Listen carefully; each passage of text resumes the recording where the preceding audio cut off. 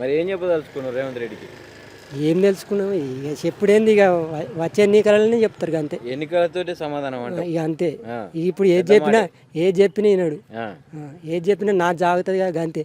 నీ చేతి అడ్డుకుంటుర్రు అనుడు ఎందుకయ్యా నువ్వు? ఆ. నీ చేతులు ఉన్న అధికారం నువ్వు మంచి పని చేస్తే ఎవరు అడ్డుకుంటారు?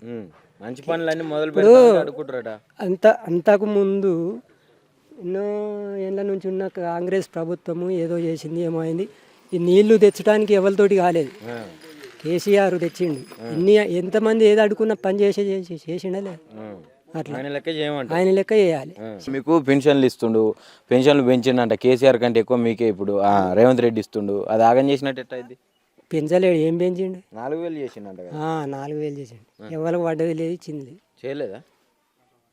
ఎన్నో 10 మంది 100 మందిలో 10 మందికి ఇస్తే ఇచ్చిన, అదే మొత్తం అట్లనే నడుతుంది వ్యవస్థనే అట్లా.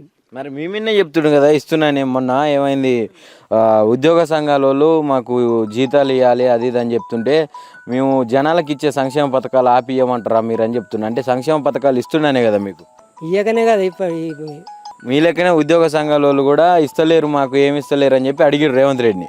అడిగితే మేము జనాలకు ఇస్తున్నాము, మరి అలా యాపి మీకు ఇవ్వాలనా అని చెప్పి అంటుండు. అంటే ఇంతకుముందు ఇచ్చిన ప్రభుత్వం ఒకళ్ళ యాపి వాళ్ళకి ఇచ్చిందా చెప్పు?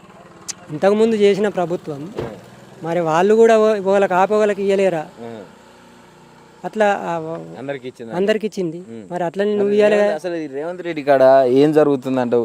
ఎందుకు అందరినీ ఇట్లా సంతోషంగా ఉంచలేకపోతుంది? ఇటు రైతులను కావచ్చు, అటు విద్యార్థులను కావచ్చు. ఇప్పుడు మార్పు అన్నాడు, అన్ని ఈ రైతు బంధు విషయం వల్ల కూడా 15,000 ఇస్తా అన్నాడు. అవన్నీ వేస్ట్ కథలు.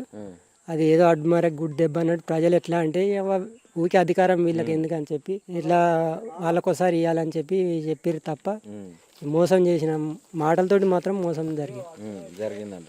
హామీలు ఇచ్చాడు, మోసం చేసిండు అది.